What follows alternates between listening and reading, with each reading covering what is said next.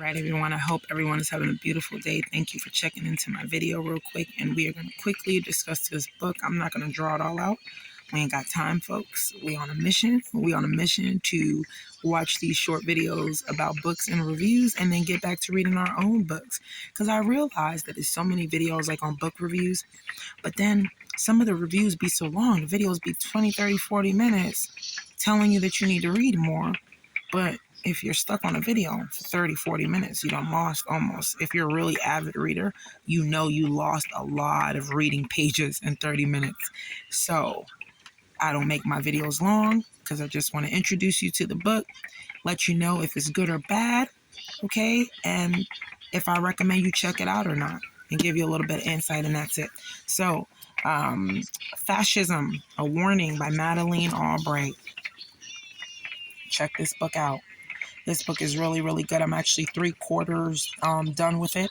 Haven't quite finished it yet, but it was so good. So I wanted to make sure that I gave a review. So then that way I don't return it to the library without giving a review first on it. It is really, really, really good, you guys. She really keeps you engaged. And you're going to learn a lot. You're going to learn a lot about Chavez. You'll learn a lot about Venezuela. You'll learn a lot about Vladimir Putin. You'll learn about a lot of these, Hitler, a lot of these fascist folks and how it's all in comparison to our American government and what the American government has to do with all of it. So you have no idea about fascism or anything at all. You don't have any idea. Or maybe you just want to check out a different subject. Maybe you're into mystery books and you say, I want to check out something else that's nonfiction. This is something that I would recommend that you check out. And so just a little bit of insights. I did have a piece in here. I'm not going to be able to pull it up for you guys right now, but it's really, really good. That's all I can say. I don't want to be a spoiler. But you'll learn a lot. I'm not going to be a spoiler. I'm just going to tell you that it's really, really good. Check it out. Library. I'm sure that the library have a copy for you. Can't find one in your library, order one online. Apparently it's $27.99, depending on where you get it from. I'm sure you can get it used somewhere if you really want to order it and read it. If you're really into books and you want to order it and read it, I recommend that. But please go find it free at your local library if you can and you have a card. And I'll give you a quick line out of it real quick, so you guys can just kind of hear her flow. When I'm reading, I'm all about, I read aloud.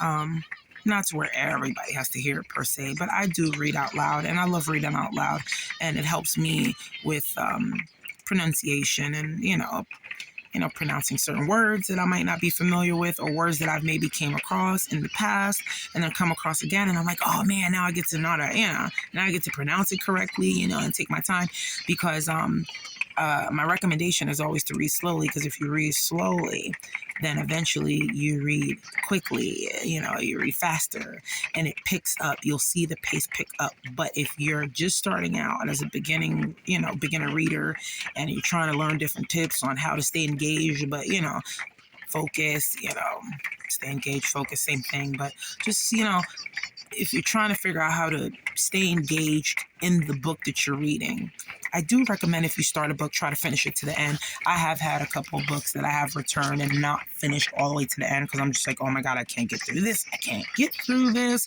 This is, either boring or just not interesting. I can't get through it. But I do recommend you trying to finish it. But just take your time, read word by word. Your reading will pick up and you will engage. Maybe not on your first book, maybe not on your second one, but you will engage. And then eventually your reading will pick up speed, and then you'll enjoy what you're reading because you can get through it a little bit quicker. You'll understand what you're reading because you already had a few books in and you're already practicing how to comprehend what you're reading so it can stick in that brain.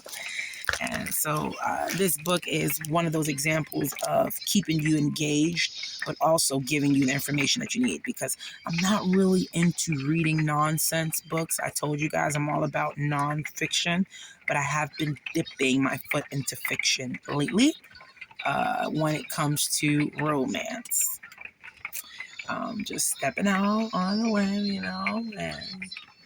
and, stepping out on the limb. Anyways, I'm gonna wrap up this video real quick with, so, actually, let me not jump into there yet, because then I'm gonna ruin it for myself.